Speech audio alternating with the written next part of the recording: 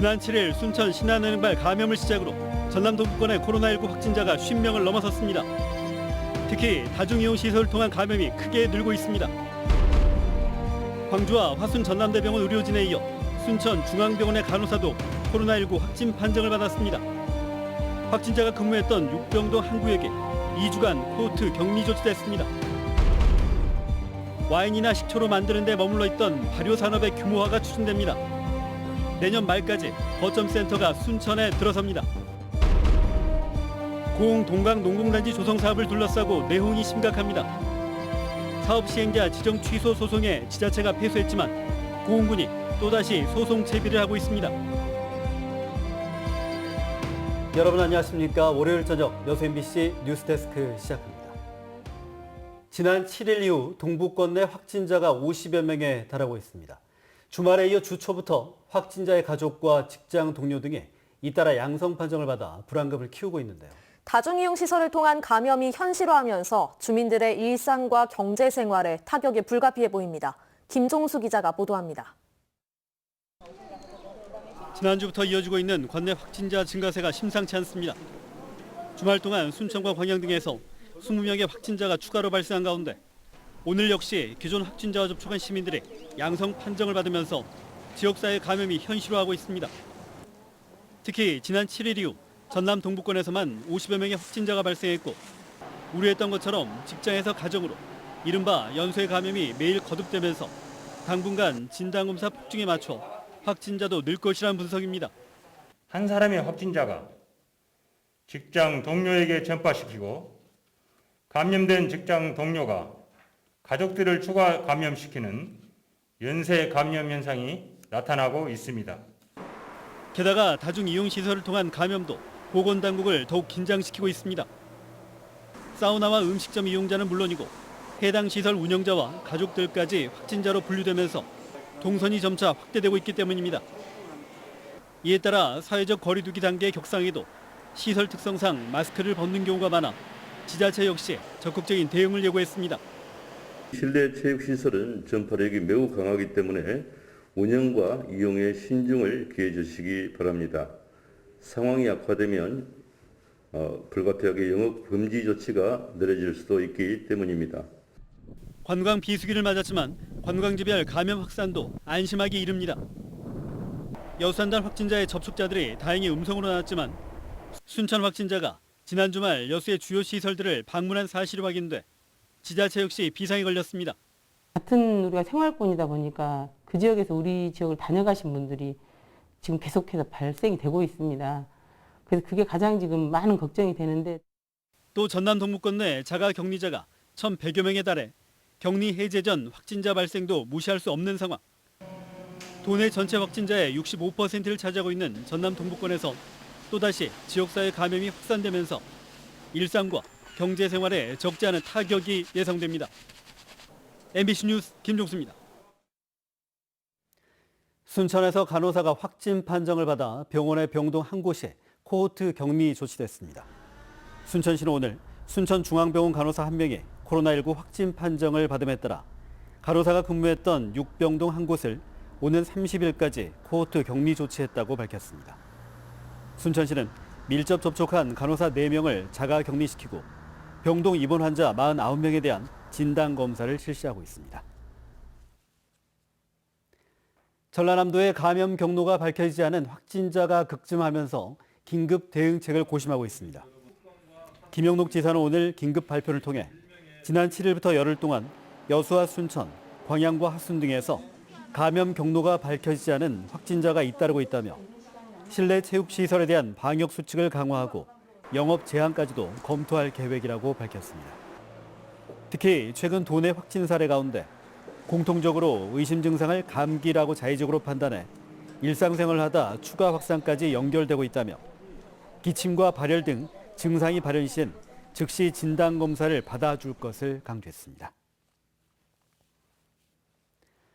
전남대 병원에서 발생한 코로나19 감염이 병원 밖까지 번지고 있습니다. 초등학교에서 3차 감염이 나왔고 전남대 병원에 입원했던 환자가 목포의 한 병원에서 확진 판정을 받았습니다. 이미 지역사회 전반으로 번지고 있는 건 아닌지 심각하게 우려됩니다. 우종우 기자입니다. 전남대병원 신경외과에서 시작된 코로나19 확산이 병원 안팎으로 확산되고 있습니다. 신경외과와 감염내과에 이어 7층 정형외과, 9층 영상의학과, 1층 은행에서 4명의 확진자가 나오는 등 건물 전체로 퍼진 모양새입니다. 특히 부부 사이인 은행 직원과 방사선사의 경우 초등학교 자녀 2명을 포함해 함께 사는 일가족 5명이 모두 확진 판정을 받았습니다. 전남대병원 확산은 다른 지역으로까지 번졌습니다. 지난 11일 신경외과에서 퇴원한 60대 부부는 목포 한 병원에서 입원해 있다가 확진 판정을 받아 의료진 등에 대한 검사가 진행 중입니다. 3차 감염과 타 지역 확산을 포함해 전남대병원 관련 확진자는 19명이 됐습니다. 환자와 의사 간의 관계, 접촉 관계뿐만 아니라 다른 일상생활 관계 속에서도 감염의 우려가 상당히 높다는 것을 전남대병원 관련 확진자들의 동선이 추가적으로 확인되면서 광주를 포함한 지역 전체에 대규모 유행으로 이어지는 건 아닌지 우려가 나옵니다. 확진자가 나온 초등학교는 선별진료소를 설치해 학생과 교직원 800여 명을 전수검사 중이고 일부 확진자는 대중목욕탕을 이용하거나 50여 명이 모인 회의에 참석한 것으로 확인돼 접촉자에 대한 검사도 진행 중입니다. 전남대병원에 이런 상황이 발생했기 때문에 지역 의료체계에 혼란이 오고 의료 공백이 있을 수가 있거든요.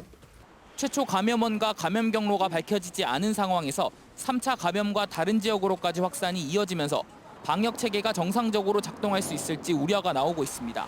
MBC 뉴스 우종훈입니다. 시군마다 유용미생물을 배양해 농업용으로 공급하고 있는데요. 미생물이나 농산물을 발효산업으로 연계하는 거점센터가 순천에 들어섭니다. 남해안권의 발효산업이 시험대에 올랐습니다. 박민주 기자입니다. 건물 안에 설치된 큰 배양 탱크가 가동됩니다. 이곳에서 생산되는 건 다름 아닌 유용 미생물.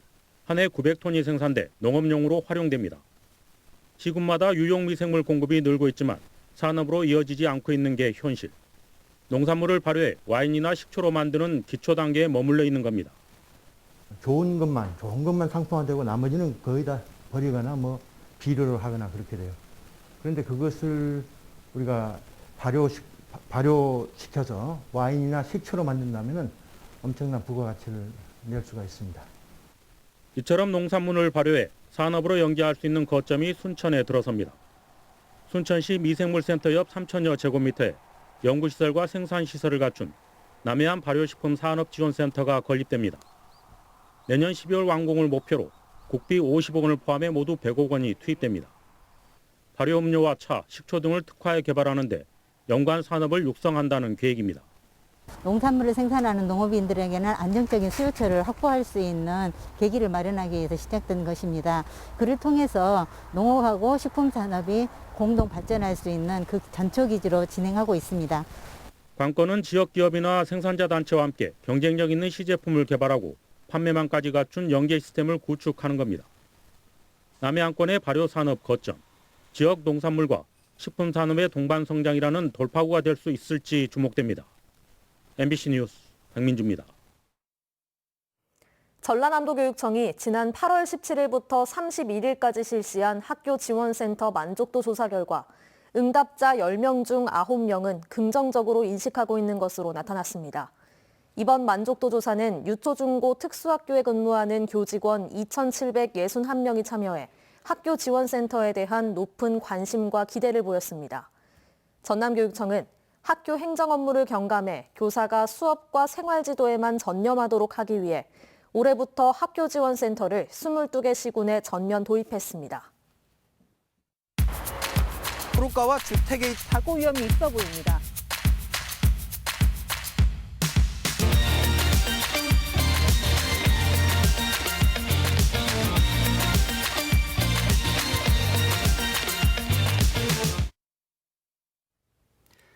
고흥 농공단지 조성 사업의 사업 시행자 지정 취소와 관련해 법원이 고흥군의 행정이 적절치 못했다고 판결했다는 소식 전해드렸는데요. 고흥군은 절차적으로 적절치 않았을 뿐 쟁점 사항에 대한 위법 여부를 판단한 판결이 아니라며 사업 시행자 지정 취소 절차를 다시 진행 중이어서 논란이 예상됩니다. 김주희 기자가 보도합니다.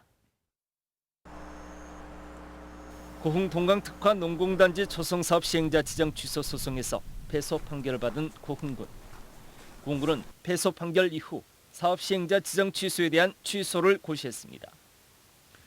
하지만 최근 다시 사업 시행자 지정을 재취소하기 위한 절차에 들어갔습니다. 법원이 지난 소송에서 행정 절차상 위법 사안만 다뤘기 때문에 위법 사유로 제시된 사안을 구체적으로 포함시켜 다시 행정 절차를 진행하겠다는 의미입니다.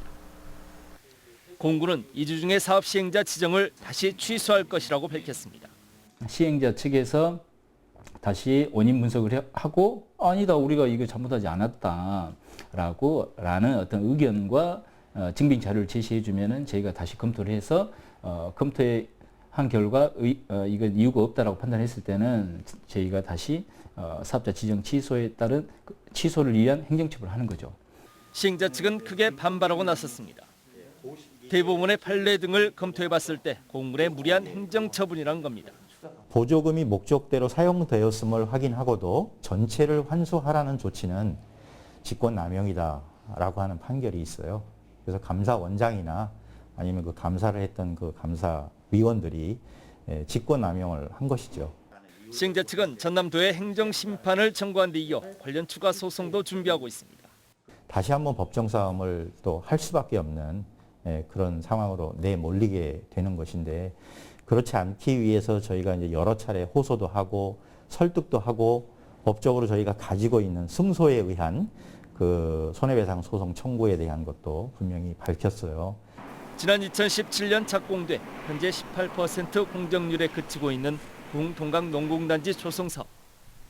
이제 마침표를 찍는 듯 보였던 고흥동강 농공단지 조성 사업 관련 논란은 또 한 차례 지리한 법정 공방으로 이어질 수밖에 없을 것으로 보입니다. MBC 뉴스 김주입니다. 전남 8개 읍면이 올해 환경부의 하수도 정비 중점 관리지역 공모사업에 선정돼 국비 1,102억 원을 지원받습니다.